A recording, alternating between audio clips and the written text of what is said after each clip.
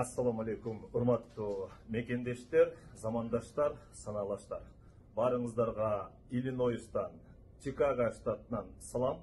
Достор, бүгүн бизде Америкага мындан бир көптөгөн жылдар мурун келип, көптөгөн Американы жоон териси менен оор кыйыштарын сезип, азыркы жаштарга ушундай бир жакшы мотивациясын берип отурган Исмайыл мырза бүгүн бизде Америкадагы, кыялымдагы Америка аттуу программабызда конокто.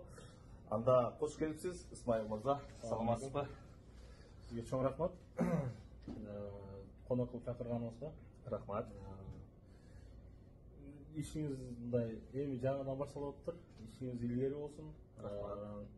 Келечекте чоң деген мындай эмелерди, ийгиликтерди багындырыңыз. Рахмат. Азыркы бүгүнкү күнү бул медиа тарап негизинен биз аксап турган тарабыбыз экен. Азыркы маселелер баары көргөзүп атат. Биз негизинен биз жак аксап турган тарабыбыз экен да. Ушуну колго алып буюрса, ийгиликтүү болсун, майлуу болсун, сүттүү болсун, сонун болсун. Бүгүнкү маегибиз Кудай кааласа миллиарддаган, миллиондогон просмотрлар болгондо, бүгүнкү маекте отуруп алып жакшы бир мындай жылуу жылмаю менен отуруп эстесек, бул сизге мындай чоң ийгилик го деп эме кылам да, ойлойм да. Туура айтасыз. Рахмат, жакшы сөздөрүңүз үчүн.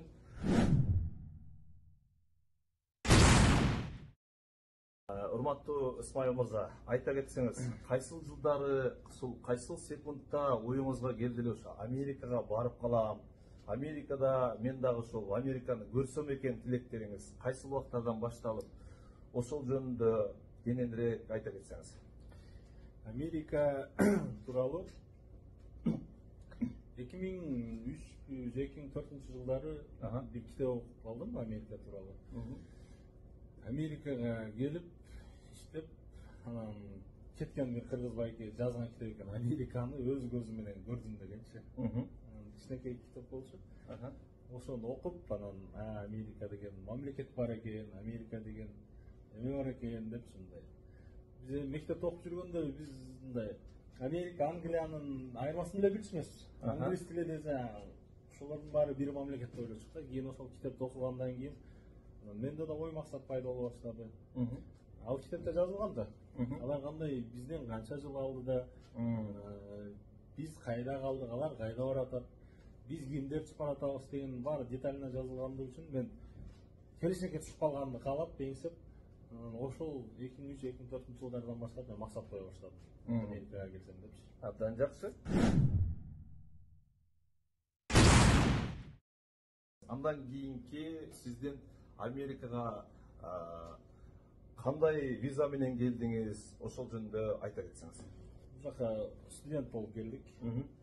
Питтсбургда Ларош деген университетте окудук. Биринчи кадамыбыз ошол 2013 жылдары болду Америкага. 2013 жылы 21 июнда Америкада Нью-Йорктун эмесине конгонбуз. Джордж Вашингтон деген аэропортуна конгонбуз. Абдан жакшы экен. Ошол убакта сиз келе жатканда кандай бир толкундоолор болду сиз үчүн? Америка кандай бир кыялдануу менен келдиңиз Америкага? Ошол жөнүндө дагы айтып өтсөңүз.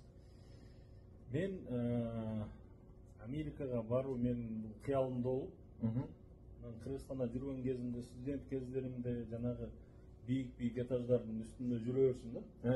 Жанагы секирип жүрүп, Спайдермен менен кулашып, кулап кетип, анан куласам дивандан кулап түшкөн учурларым болуп. Бирок байбир кыял бул бөлөк, ниет максат бул бөлөк экен. Эң туура айтасыз. Кыргызстанда биз уже бир аз намаз окуп, ушул ажылардын сабактарына барып, динди түшүнүп калганыбыз себебинен, эгерде мен Америкага барсам, кандай бул кыялым болсо да, эгерде мен диниме кысым боло турган болсо, эртеси кайтып кетем деген максат менен келгем да. Кудайга шүгүр, бирок Америка бул мага башка ачылыштар, башка көз караш менен көрдүм Американы. Чоң ачылыш болду мен үчүн Америка. Жакшы. Айта кетсеңиз, биринчи жолу келдиңиз, самолеттон түшүп аттыңыз. Сизди эмне деп сурады ошол Америкага келгенде, например, самолеттон Бишкектен учтуңуз да ошондо, Бишкектен учуп туруп Вашингтонго кондуңуз да. Нью-Йорк, Вашингтон, аэропортуна. Нью-Йоркко кондуңуз, анан эми Америка менен Кыргызстандын айырмасын эми биз билебиз жакшы эле. Анан кийин сизде кандай бир ушундай сезим пайда болду Америкага түшүп, аэропорттосуз Америкада, ичиңиздеги уйгу туйгу, ойлоруңуз эмне жөнүндө сизге сүйлөп жатты, мындайча айтканда? Биз ойлоп турубуз, кинолордон көрүп жүрдүк да. Бийик этаждарды, бийик имараттарды көрүп жүрдүк дагы. Мен ойлоп турмун, Америка башынан аягына чейин эле бийик имараттар депчи. Көрсө, аэропортко кондук, ээн таба экен ал жак. Ал жактан түшүп, анан таксиге отурдук да өзүм экөөбүз. Шаардын өзүнө келгичекти. Жанагы азыр биякта даунтаун деп коебуз. Биздин тил менен айтканда борбор, Нью-Йорктун борборуна келгичекти. 1 саат, 1,5 сааттай убакыт алды. Аябай жанагы эмелер менен, пробка тыгындар менен жетип келгенибиз менен 1,5 саатка чейин убакыт алды.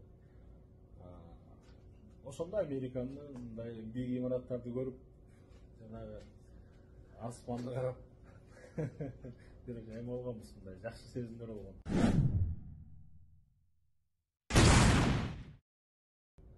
Өзүңүздүн баягы кыялыңыздагы ошол китептерин окуган кыялдардын баардыгына жеткендей болуп, өзүңүзчө Америка, мен келдим, сен мени тосуп ал деп, ушундай бир келген оюңуз жакшы экен, абдан сонун экен.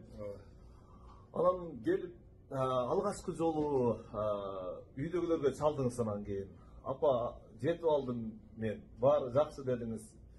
Ушундай бир биринчи жолу звоноктор сиз үчүн кандай бир эмоцияларды алып келди? Ал убакта телефон уже болуп калыш керек, мен ойлойм. Телефон болгон. Жанагы мен Америкага келип, мен максатым бирден бир ошол убакта iPhone 5 деген телефондор жаңы чыгып, эме элдин арасында мода болуп аткан кез болчу да. Мен iPhone 5 алам деп максат менен келгем, жакачы. Бирок азыркыдай WhatsApp деген нерселер жаңы чыгып аткан кез, Кыргызстанга барып биз карточка аркылуу чалчык, бос карт деп койчу. Ошол аркылуу чалчык биз. Номерди терип алып, аны калп айтпасам $5 сатып алсак, ал менен болгону 7 мүнөт сүйлөштүк. Жанагы Кыргызстанда ал убакта WhatsApp'тар жаңы чыгып, кээ биринде бар, кээ биринде жок болгон убакыт болчу да. Эми азыр кеңири болуп калды. Ооба. Апама чалган эмес да, мен биринчи. Апама чалдым, жетип алдым, баары жакшы деп. Бирок биз жанагы азыр ойлоп карасам, ал убакта 20 жаштын тегерегибиз, жаш кез, жанагы эненин эмесин сүйүүсүн билет экенбиз дагы, атанын билдирбей койгон сүйүүсүн байкабай калат экенбиз да. Мен ойлоп турдум, апама чалсам, атам Кудай эле эме кылбайт депчи, мындай таарынбай апама чалып турдум депчи. Бирок атам бир жумадан кийин чалмага деп апам аркылуу айтырыптыр. Атама чалсам, атам ошондо айттылы, эй, ата дагы адам, атанын да жүрөгү бар, ата дагы баланы сагынат. Байланышка бат-баттан чыгып тургун деп. Ошондон кийин уже аларды сагындырбастан өзүм сагынып үчүн тарабай туруп бат-баттан связь жасай баштадым, байланышка. Абдан жакшы экен. Ошондо алгачкы жолу Америкага келип, анан сиздер бул жакта тааныш болгонбу, бирөө жарым тосуп алдыбы сизди, англисчеңиз болгонбу? Ошолор биринчи шарттарыңызды дагы камтый кетсеңиз. Америкага келгенде Питтсбургтан досторум болгон. Эки досум бар болчу. Аларга азыркы эмеден пайдаланып, эфирден пайдаланып дагы рахмат айткым келет. Ошолордун жол көргөзгөнү менен, ошолордун айтуусу менен келип калдык биз. Бирок алар бизди Нью-Йорктон келип тосуп алмак болушкан, бирок алардын кандайдыр бир жумушу чыгып келе албай калышып, биз досум экөөбүз Нью-Йоркко өзүбүз